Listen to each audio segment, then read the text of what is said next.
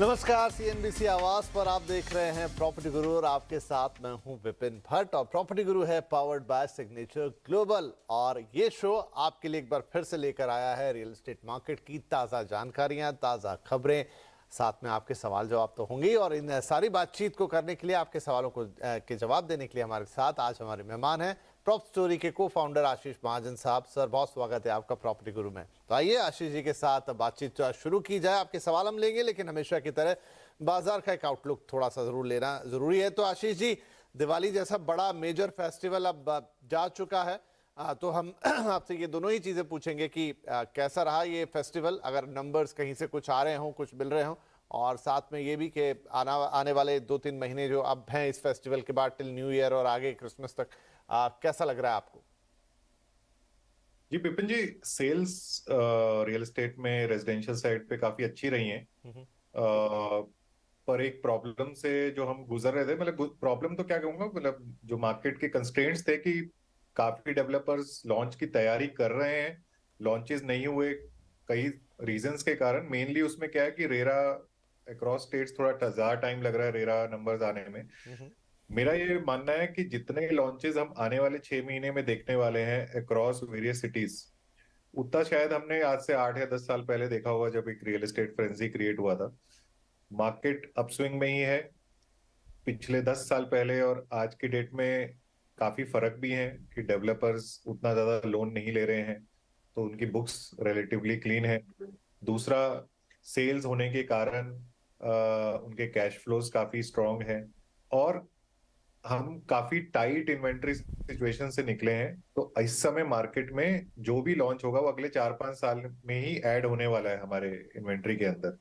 सो residential market काफी अच्छी दिखाई दे रही है। वो बात करते करते ये है कि कमर्शियल साइड में भी थोड़ा सा सॉफ्ट रहे, क्योंकि हम इंटरनेशनल फैक्टर्स काफी सारे प्ले करेंगे और उसका इम्पैक्ट रेजिडेंशियल साइड पे भी आएगा। कि प्राइसेस जो बहुत तेजी से बढ़े हैं पिछले कुछ महीनों या 1 साल के अंदर, मे भी अब ऊपर ना जा पाए। पर क्योंकि इन्वेंट्री उतनी नहीं है, तो डिमांड स्लो डाउन होना या डिमांड कम होने के चांसेस थोड़े कम है। ठीक है जी, तो ये था बाजार का सूरत हाल। और आगे जो भी छोटी मोटी यहाँ पे रुकावटें हैं, दिक्कतें हैं, वो आगे हो सकता है कि हम देखें कि कवर अप होती चली जाए। लेकिन फिलहाल मार्केट का सेंटिमेंट, मूड, माहौल सब अच्छा है। हाँ, ब्याज दरों को लेकर थोड़े कंसर्न जरूर रहते हैं, उस पर हम आगे चलते हुए बातचीत करते हुए नजर आएंगे, क्योंकि लोन्स जो हैं लगातार महंगे हो रहे हैं। चलिए, लेकिन सवाल जवाब के सिलसिले को तो शुरू कर ही लेते हैं। हमारी पहली कॉलर है नेहा कविटकर, हमें मुंबई से कॉल कर रही है। नेहा जी, बहुत स्वागत है आपका प्रॉपर्टी गुरु में। क्या सवाल रहेगा आपका? Thank you for taking our question. जी, मेरा सवाल ये है कि अभी हम हाल फिलहाल जो है वो ठाकुर कॉम्प्लेक्स में रह रहे हैं। It's been 3 years okay. और अभी हम लोगों का इन्वेस्टमेंट यहीं पर करने का मन है। तो हम लोगों ने अभी जो फाइंड आउट किया है कि एसडी कॉर्प का यहाँ पर अभी अपकमिंग प्रोजेक्ट है, I mean already under construction है, एंड दे आर सेइंग कि 2023 दिसंबर तक उसका कंप्लीशन हो जाएगा। तो इसमें ही हम लोग try party agreement, third agreement जो ट्राई पार्टी थर्ड एग्रीमेंट होता है उसके थ्रू इसको बाय करना चाह रहे हैं। तो ये डिसीजन सही रहेगा क्या, और क्या क्या पैरामीटर्स है जो हम लोगों को चेक करना चाहिए इसको बाय करने के पहले, मतलब तो जो मैं समझ रहा हूँ, आपने कहा शाहपुर जी पालन जी, तो ये जो सिएना पर्टिकुलर जो टावर है उनका उसमें लेना चाह रहे हैं। बड़ा प्रोजेक्ट है सरोवा फ्लैगशिप के अंदर, जो शाहपुर जी पालन जी का प्रोजेक्ट है। अब उसमें पर्टिकुलर एक टावर है, सिएना टावर, उसमें घर देख रहे हैं। जितनी मेरी जानकारी है, कुछ डिलेज इस प्रोजेक्ट में रहे थे, लेकिन आज की क्या स्थिति है? क्या इन्हें जाना चाहिए? ट्राई पार्टी एग्रीमेंट के लिए सवाल पूछ रही हैं। क्या कुल मिला के सलाह रहने वाली है इनको? जी बिपिन जी, दिलीप ठाकर ग्रुप और शाहपुर जी का जॉइंट वेंचर एसडी कॉर्प, इनके काफी मल्टीपल प्रोजेक्ट्स हैं अक्रॉस मुंबई, इंक्लूडिंग जो ये 55 एकड़ के आसपास की टाउनशिप बन रही है ठाकुर कॉम्प्लेक्स में। और ठाकुर कॉम्प्लेक्स एक बहुत पुराना एस्टेब्लिश्ड एरिया है कांदीवली के अंदर, जिसके बेनिफिट्स ये हैं कि एयरपोर्ट से कुछ 12-15 किलोमीटर के अंदर है। मेन जो वेस्टर्न एक्सप्रेस हाईवे है, या रेलवे स्टेशन है कांदीवली का, या मेट्रो स्टेशन है, ये सब बहुत अच्छी, मतलब क्लोज विसिनिटी में है। और स्कूल्स वगैरह काफी ज्यादा अवेलेबल है। शायद इसीलिए जो ये रेजिडेंट रहे हैं इस एरिया के और इसी एरिया के अंदर ही देख रहे हैं, क्योंकि एक आपका एक सोशल इंफ्रास्ट्रक्चर जो है आप उसके साथ कंफर्टेबल हो जाते हैं, तो आप कांदिवली मतलब उस लोकेशन में अभी काफी सेटल हो गए हैं, बच्चों के स्कूल भी हो सकते हैं ना, और ऑफिस वगैरह के साथ आपका रूटीन सेट होता है, तो आप नहीं बाहर जाना चाहते, तो नेचुरली आप वहाँ के जो लीडिंग प्रोजेक्ट है, लीडिंग डेवलपर है, उसके साथ आप प्रोजेक्ट एक्सप्लोर कर रहे हैं, तो डेफिनेटली डेवलपर्स डिलेज और काफी प्रॉब्लम से निकले हैं पिछले कुछ सालों में। लेकिन जो हमने बार बार बार मतलब अभी स्टार्टिंग में हमने डिस्कस किया कि डेवलपर्स के हालात काफी इंप्रूव हो चुके हैं, और कंस्ट्रक्शन फ्रॉम हेयर, अभी जो डेवलपर जो भी टाइमलाइन बता रहा है, अनलाइकली है कि वो ब्रीच हो अनलेस अनटिल कुछ ऐसे सर्कमस्टेंसेस हो जो आपने या मैंने नहीं एनविसाज किए हो, क्योंकि अब डेवलपर्स भी काफी कॉशियस हो गए हैं, उतनी एग्रेसिव टाइमलाइंस नहीं ले रहे हैं, इनफैक्ट 5-6 साल का टाइम लेते हैं कोई भी एक नए प्रोजेक्ट को अनाउंस करते समय। तो प्राइसिंग में ये 18-19 हजार या 20 हजार रुपए स्क्वायर फीट के आसपास प्रोजेक्ट है ऑन द सेल एरिया, और इनको 2 बेडरूम अबाउट 2 करोड़ के आसपास पड़ेगा। एक टाउनशिप में रहने के अलग बेनिफिट्स होते हैं कि mall, schools, infrastructure, play area, you know, roads, ये काफी ज्यादा तादाद में अवेलेबल हो जाता है, जो आप एक छोटे प्रोजेक्ट में स्पेशली मुंबई में आप नहीं एंजॉय कर सकते एमिनिटीज वगैरह। तो उस हिसाब से काफी यूनिकली पोजीशन प्रोजेक्ट है। तो आई थिंक केयरफुली अगर ये जो एग्रीमेंट की बात कर रहे हैं, तो इन्हें एग्रीमेंट लीगल वेटिंग के थ्रू भी ले जाना चाहिए। अपार्ट देखिए, बहुत बार हमने ये देखा है कि प्रोजेक्ट्स बैंक्स वगैरह से अप्रूव्ड होते हैं, लेकिन उनमें ही कोई ना कोई प्रॉब्लम आ जाती है, तो रेरा अप्रूवल एक पहला स्टेप हो गया। दूसरा ये है कि एक प्राइवेट लॉयर के थ्रू भी अपने एग्रीमेंट को वेट करवा सकते हैं, और अगर उसमें कोई पॉइंट्स हो तो निकल के आए तो वो आप डेवलपर से डिस्कस कर सकते हैं। इससे ज्यादा एक रिटेल कस्टमर इवेलुएट करने में थोड़ा सक्षमता कम होती है। अगले कॉलर है हमारे तरुण सेठी साहब, और अब हम पहुंच गए राजधानी दिल्ली जहां से ये कॉल आ रहा है। सेठी साहब, बहुत स्वागत है आपका, क्या पूछना चाहेंगे आप? Thank you, sir. Thank you, everyone. I am looking for a 3 BHK in Gurgaon area, और मैंने थोड़ी सी एरियाज मतलब कि अपनी रिसर्च करी है, Dwarka expressway, new Gurgaon, golf course extension और may be Palam Vihar. So I wanted to understand कि इनमें से द्वारका एक्सप्रेसवे सबसे क्लोजेस्ट पड़ता है दिल्ली के, सो मेरा इंटरेस्ट वहां पर है। सो मैं जानना चाहता हूँ कि is that the right area to invest and to stay for end use, number one, maybe in a year or year and a half maximum 1 year, if I look for any project which is under construction. Secondly, considering the size of the rooms and everything, which are the better projects which I should go for in this area, or otherwise मतलब कि मैं Dwarka expressway में कौन से builders के साथ जाऊं, कौन से प्रोजेक्ट के साथ जाऊं, या फिर मैं ऑल टुगेदर ही गोल्फ कोर्स एक्सटेंशन चुनूं, या न्यू गुड़गांव जाऊं, या पालम विहार में बिल्डर्स रोज देखूं जहाँ पे रूम्स बड़े हैं। तो वो थोड़ा सा मुझे एक बड़ा वाजिब सवाल है आपका, क्योंकि जब हम घर लेने जाते हैं खासतौर पे गुड़गांव पे, तो यही सारे पॉइंट्स आते हैं दिमाग में कि हम द्वारका एक्सप्रेसवे की तरफ जाएं, गोल्फ कोर्स की तरफ जाएं, ले कहाँ प्रॉपर गुड़गांव में एकदम लें, और फिर बजट क्या रखें और कैसे घर हमें मिलेंगे, और फिर कंप्लीशन वाली बात भी कि नियर बाय कंप्लीशन हो तो बढ़िया है। तो आशीष जी, आई थिंक ये भी एक ऐसा सवाल है जिससे कई लोगों को उनके सवालों के जवाब मिल जाएंगे।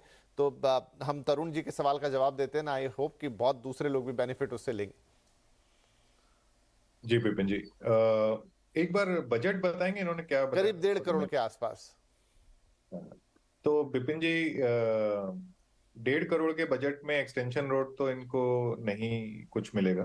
ओके, अगर ये किसी पुरानी सोसाइटी में कोई फ्लोर इनको मिल जाए तो ठीक है, पर वो पुरानी अनगेटेड सोसाइटी रहेगी शायद। गुड़गांव का मैं आपको बताता हूँ, हमारी जो एनालिसिस है उसके हिसाब से लास्ट 6 मंथ्स में जिस तरह से प्राइसेस गुड़गांव में बढ़े हैं, देश में किसी भी पॉकेट में नहीं बढ़े हैं। ओके। और उसका सबसे बड़ा रीजन ये रहा है कि यहाँ पे सप्लाई एडिशन शायद सबसे कम ही रहा है, मे बी नोएडा में और भी कम रहा है। तो 30% के आसपास कुछ पॉकेट्स में रेट्स बढ़े हैं, तो बहुत सारी प्रॉपर्टीज आउट ऑफ बाउंड चले गई हैं। अब जो ये बजट बोल रहे हैं नियर बाय पोजीशन में भी प्रॉपर्टी देख रहे हैं, तो जैसे द्वारका एक्सप्रेसवे की बात करें तो टाटा का एक प्रोजेक्ट है लाविडा, उसमें इनको इस बजट में एक कॉम्पैक्ट 3 बेडरूम के आसपास मिल सकता है। फिर शाहपुर जी जॉय विले है, सेक्टर 104 द्वारका एक्सप्रेसवे में, वहां पे भी इनके बजट में शायद थोड़ा आगे पीछे करके इनको एक 3 बेडरूम अपार्टमेंट आ सकता है। आने वाले दिनों में द्वारका एक्सप्रेसवे का टेक्सचर भी बहुत चेंज हो रहा है। हमारे जो प्रोजेक्ट्स लॉन्च हो रहे हैं और हमारी जो बातें चल रही हैं जिस प्राइसेस पे, वी आर टॉकिंग ऑफ, अभी जो प्रोजेक्ट्स मैंने 2-3 नाम लिए वो 9 से 10 हजार रुपए स्क्वायर फीट पे ट्रेड होते हैं। ये आज से 3-4-5 साल पहले लॉन्च हुए प्रोजेक्ट्स हैं। जो अपकमिंग प्रोजेक्ट हैं वो 14-15 हजार रुपए स्क्वायर फीट से प्लान हो रहे हैं और अल्ट्रा लग्जरी मार्केट को केटर कर रहे हैं। और अभी तक हमने कोई एवरेज प्रोजेक्ट या मिडिल इनकम प्रोजेक्ट के बारे में गुड़गांव में द्वारका एक्सप्रेसवे रीजन में सुना ही नहीं है पिछले कुछ महीनों से। हर कोई लग्जरी को टारगेट कर रहा है और लग्जरी बहुत तेजी से बिकी है वहां पे। तो ये शायद एक मौका होगा जहाँ पे ये टाटा शाहपुर जी या एक हीरो होम्स का प्रोजेक्ट है उसी विसिनिटी में, जहाँ ये 1.5 के आसपास कुछ कर सकते हैं।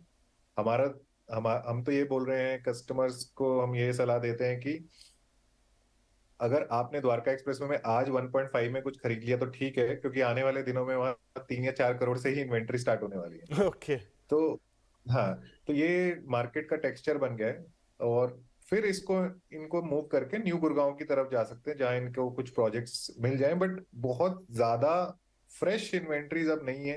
प्राइसेस इतनी तेजी से बढ़ने के कारण ये भी हो गया है कि सेकेंडरी सेल्स भी अब इंक्रीज होने लगी हैं और अवेलेबल होने लगी हैं, क्योंकि इन्वेस्टर को एक एग्जिट मिल रहा है हायर प्राइसेस पे। चलिए, वेलकम बैक। सीएनबीसी आवाज पर आप देख रहे हैं प्रॉपर्टी गुरु। मैं विपिन और मेरे साथ आशीष जी आपकी सेवा में लगातार बने हुए हैं, आपके सवालों के जवाब दे रहे हैं। तो चलिए आगे बढ़ते हैं। हितेश शर्मा है हमारे कॉलर, अगले नोएडा से हमें कॉल कर रहे हैं। हितेश जी, बहुत स्वागत है आपका प्रॉपर्टी गुरु में। क्या मदद कर सकते हैं आज हम आपकी? ATS का एक प्रोजेक्ट है PR2, पिक्चर प्राइव 2 करके। ओके। तो उसका बजट मेरा अराउंड 1 to 1.5 के आसपास है। तो वो 3 BHK में देख रहा हूँ। पर अभी हाल फिलहाल में ATS के बहुत सारी न्यूज अभी बीच में आई हैं। तो एक्चुअली उसका अभी ATS में इन्वेस्टमेंट करना ठीक रहेगा या मुझे कुछ और ऑप्शन देखने चाहिए? तो जरूर। तो चलिए, बहुत ही स्ट्रेट फॉरवर्ड आपका सीधा सवाल है। ATS PR2 ये आपने देखा है और बजट लोकेशन सब ठीक की, लेकिन आपका ज्यादा बड़ा कंसर्न है कि ATS में इस समय हो क्या रहा है। वंस अपॉन अ टाइम एक बहुत बेहतरीन कंपनी, लेकिन हाल फिलहाल में कुछ खबरें उसके लिए रही फाइनेंशियल साइड पर कि थोड़ी सी दिक्कत है, थोड़ी सी परेशानियां, लेकिन आशीष जी से अपडेट लेंगे। सर, क्या सलाह रहेगी हितेश जी के लिए? जी विपिन जी, इनकी कंसर्न काफी जेन्युइन है। ATS डेफिनेटली नोएडा का एक काफी लीडिंग ब्रांड रहा है मिड इनकम और प्रीमियम हाउसिंग के लिए। फाइनेंशियल इश्यूज के कारण, हाई डेट के कारण कंपनी दिक्कतों से गुजर रही है। लेकिन दैट सेड, मार्केट इनके लिए हमेशा बनी रहती है। हमने वहां पे कॉन्स्टेंटली सेल होते देखा है इनके प्रोजेक्ट्स में। गुड़गांव में ये ज्यादा प्रॉब्लम में रहे, जहां पे भी इनका रिसेंटली एक न्यूज भी था कि NCLT में जा रहे हैं नॉल, पर उन्होंने रिपेमेंट कर दिया था उसके बाद और फिर वो प्रोजेक्ट भी NCLT से बाहर आ। फिर भी 152 सेक्टर की ये बात कर रहे हैं। उसके अलावा नोएडा में जो थोड़ी बहुत इन्वेंट्री है इस बजट में, इस क्वालिटी में, वो सेक्टर 150 के अंदर है। वहां पे कुछ प्रोजेक्ट्स हैं जैसे एल्डेको ग्रुप है, टाटा हाउसिंग है, गोदरेज के भी प्रोजेक्ट हैं, पर वो शायद इस बजट में नहीं आएंगे। फिर एस ग्रुप एक काफी बड़ा रिनाउंड प्लेयर हो गया है अभी नोएडा में। ये सब 150 में है, तो 152 और 150 काफी नजदीक हैं। और नोएडा एक्सप्रेस पे ये दोनों सेक्टर पड़ते हैं जिसकी कनेक्टिविटी मेट्रो या बाय रोड काफी इंप्रूव हो चुकी है। आई होप इस सवाल के जवाब से आपको काफी मदद मिलेगी। फटाफट एक और सवाल MK भट्ट साहब का, जो कि हमें कॉल कर रहे हैं जम्मू से। बहुत स्वागत है भट्ट साहब, क्या सवाल रहेगा आपका? नमस्कार जी, मेरा सवाल ये था कि बेंगलुरु में मैं एक इन्वेस्टमेंट फिलहाल और कल को मकान भी बनाना चाहता हूँ।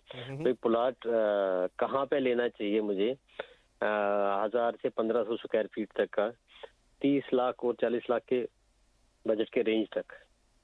ठीक है जी। तो आप जम्मू में हैं फिलहाल और प्लॉट लेना चाहते हैं बेंगलुरु में? बेंगलुरु, यस बेंगलुरु में मेरा बेटा है, इसलिए मैं। ओके जी, बढ़िया है। तो अगली जनरेशन के लिए थोड़ी सी प्रिपरेशन। आशीष जी, क्या सलाह होगी इनके लिए?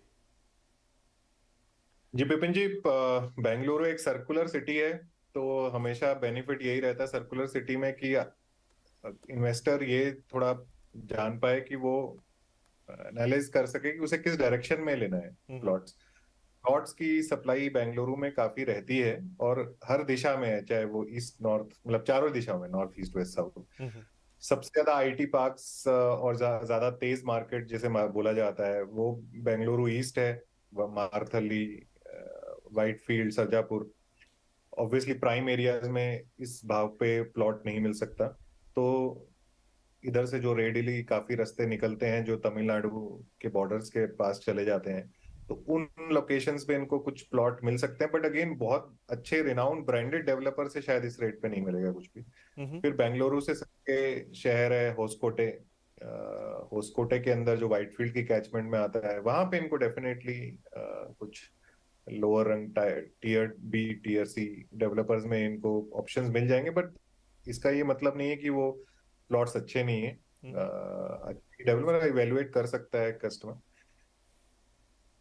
और जो अपकमिंग एक मार्केट हमें जो ज्यादा प्रेफर करते हैं, हम नॉर्थ ऑफ बेंगलोर जो एयरपोर्ट के आसपास का एरिया है। अगेन ब्रांडेड डेवलपर ये रेट मिलना मुश्किल है, पर वो एरिया बहुत तेजी से डेवलप हो रहा है। हमें लगता है कि देवनहल्ली जहाँ एयरपोर्ट है, देवनहल्ली ट्विन सिटी की तरह बनना चाहिए, जबकि जो अब तक ग्रोथ हुई है वो उतनी फास्ट नहीं है। मतलब पोटेंशियल कि वो गुड़गांव की तरह बन सके, क्योंकि बेंगलुरु को आप काफी सैचुरेट हो गया है, काफी ज्यादा डेंस कंस्ट्रक्शन है अक्रॉस ऑल डायरेक्शन, और एयरपोर्ट लेकिन शहर से दूर है, तो शहर के दूसरी तरफ एयरपोर्ट है, तो एयरपोर्ट के आगे की सिटी बनना बहुत इंपॉर्टेंट है। आईटी पार्क्स और काफी कुछ एम्प्लॉयमेंट वहां क्रिएट हो गई, बट उस स्केल पे नहीं है अभी। लेकिन रोड्स वगैरह जो है वो बहुत तेजी से बन रही है, और जो एयरपोर्ट लाइन ऑफ मेट्रो है वो भी पिछले 1 साल में काफी ट्रैक्शन गेन कर गई है। सबअर्बन ट्रेन के थ्रू भी एयरपोर्ट को लिंक किया जाएगा। तो हमारा ये मानना है देवनहल्ली की साइड पे प्लॉट देख सकते हैं, बट आज की डेट में किसी भी आईटी पार्क से, जो एस्टेब्लिश आईटी पार्क है, वहां से ये एरिया दूर है। तो ये जो मैंने स्टार्टिंग में कहा कि एक लोकेशन पता लगना इंपॉर्टेंट है, क्योंकि प्लॉट्स हर डायरेक्शन में अवेलेबल। चलिए यहाँ पर एक छोटा सा ब्रेक, और ब्रेक के बाद भी कुछ और सवाल और उनके जवाब। वेलकम बैक, सीएनबीसी आवाज पर आप देख रहे हैं प्रॉपर्टी गुरु, और अब वक्त है आपको एक शानदार प्रोजेक्ट के बारे में जानकारी देने का। दिल्ली की सैटेलाइट सिटी गुरुग्राम में सिग्नेचर ग्लोबल ने सिग्नेचर ग्लोबल सिटी 63A के फेज 1 की अपार सफलता के बाद इसका फेज 2 लॉन्च किया है। ये देखते हैं क्या खास होने वाला है इस प्रोजेक्ट में। अपनी ऊंची इमारतों और तेजी से बढ़ते इंफ्रास्ट्रक्चर और आर्थिक समृद्धि के लिए मशहूर गुरुग्राम के सेक्टर 63 में सिग्नेचर ग्लोबल ने सिग्नेचर ग्लोबल सिटी 63A के फेज 1 की अपार सफलता के बाद इसका फेज 2 लॉन्च किया। सिग्नेचर ग्लोबल सिटी सेक्टर 63 की जो साइट है, ये बहुत ही प्राइम लोकेशन पे साइट है। गोल्फ को एक्सटेंशन पे साइट पड़ती है, और इस प्रोजेक्ट को जो हमने डिज़ाइन किया है, ये प्रोजेक्ट हफीज़ कॉन्ट्रैक्टर से डिज़ाइंड है, और जिसकी जो डिज़ाइनिंग है, इंटीरियर डिज़ाइनिंग और सारी चीज़ें की गई हैं, वो सोनाली भगवती जो हैं उन्होंने डिज़ाइन की। और इस प्रोजेक्ट को डिज़ाइन करते हुए इस चीज़ का ध्यान रखा गया पूरी तरीके से कि लोगों की लाइफ में इस तरह का कोई सिस्टम बनाया जाए कि वो ग्रीन होम्स बने, और उनकी जितनी भी अमेनिटीज़ हैं वो उसकी विद इन साइट ही मिलें। 2 BHK और 3 BHK के साइजेस में उपलब्ध सिग्नेचर ग्लोबल सिटी 63A के इस प्रोजेक्ट में सभी तरह के एमिनिटीज का प्रबंध किया गया है। करीबन 25 अमेनिटीज का हमने इस प्रोजेक्ट को डिजाइन किया, और एक एक अमेनिटी डिजाइन करते वक्त इस चीज़ का ध्यान रखा गया है कि यहाँ पर जो रहने वाले लोग हैं, एक्सक्लूसिव गिनती की लोगों की लिविंग है। मुश्किल से करीबन 350 फैमिलीज ही यहाँ रहने वाली हैं। एक्सक्लूसिव लिविंग है, रिच लिविंग है, लग्जरी लिविंग है, लाइफ चेंजिंग लिविंग है।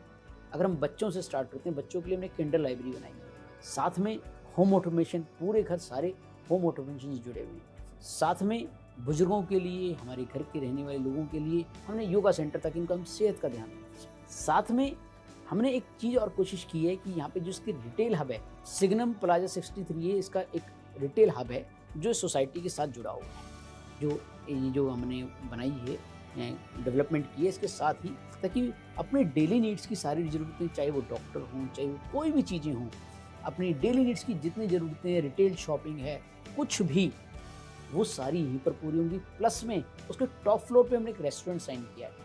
प्रॉपर हमने डेडिकेटेड प्लेस बनाया है कि लोगों की लाइफ को वहाँ पर एन्चेंटिंग मैनर में जी सके। सिग्नेचर ग्लोबल सिटी 63A का फेज 2 शानदार इंफ्रास्ट्रक्चर, बेहतर कनेक्टिविटी के साथ एज सर्टिफाइड होम्स भी ऑफर करता है। पर्यावरण की समस्या पहले बहुत पीछे रही है। कोरोना के टाइम पे भी ऐसी समस्या रही थी कि हर आदमी ये चाहता था मेरा जो घर हो एक ऐसे माहौल में, साफ सुथरे माहौल में रहना चाहता है जो पर्यावरण के हिसाब से बहुत बढ़िया हो। कस्टमर के बिजली, पानी, इस प्रकार के जो बिल्स होते हैं उसमें काफ़ी कमी आती है, उससे उसको बेनिफिट मिलता है। ये एक बेनिफिट डायरेक्ट कस्टमर को इसका प्राप्त होता है इससे। तो उसके लिहाज से हमने इनको बहुत बढ़िया बनाया है। मतलब रहने के लिए जितना भी बेस्ट माहौल चाहिए एक कस्टमर के लिए, रहने के लिए लिविंग रूम, ये उसी के लिहाज से बनाया गया। ये बेस्ट सिचुएशन में है। ये जो 63 सेक्टर है, सेक्टर ही अपने आप में बहुत हॉट है। और जिस लोकेशन पे हमने ये प्रोजेक्ट हम लेकर आए हैं, अपने आप में पहले तो इसकी डिमांड ही इतनी है फेज़ 1 की, और अभी इसका कंटिन्यूसली दूसरा सेकंड फेज जो आया है सेम कंडीशन में वो भी सोल्ड हो रहा है, और जल्द ही वो भी पूरा का पूरा सोल्ड आउट हो जाएगा।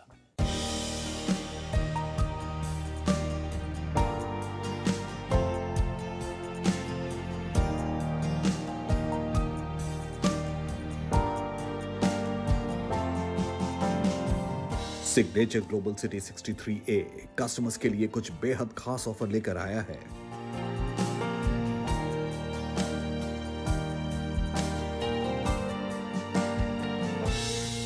सिग्नेचर ग्लोबल सिटी 63A में जो आज कस्टमर बुकिंग कराते हैं, क्योंकि यूनिट्स आर वेरी लिमिटेड और टाइम भी बहुत लिमिटेड है, तो जैसे ही अपनी बुकिंग अभी कराते हैं वो लोग, तो 5 लाख रुपए से बुकिंग अमाउंट है। उस 5 लाख रुपए की बुकिंग के अमाउंट के बराबर के एडिशनल बेनिफिट, यानी करीबन 5 लाख रुपए के ही एडिशनल बेनिफिट हम उस हर कस्टमर को देने वाले हैं जो इस ऑफर को अवेल करता है। But time is very limited, units are very limited. This is the high time when you can book it, because opportunities बार बार नॉक नहीं करें। आइए, ये गोल्डन टाइम अपॉर्चुनिटी है, इसको ग्रैब करें और अपने घर का सपना पूरा करें।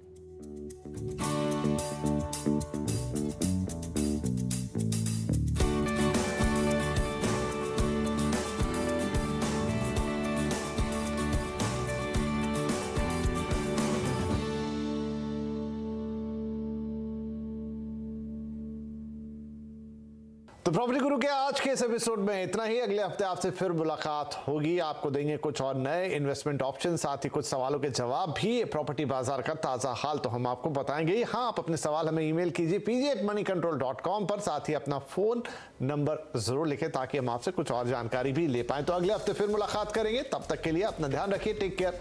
नमस्कार।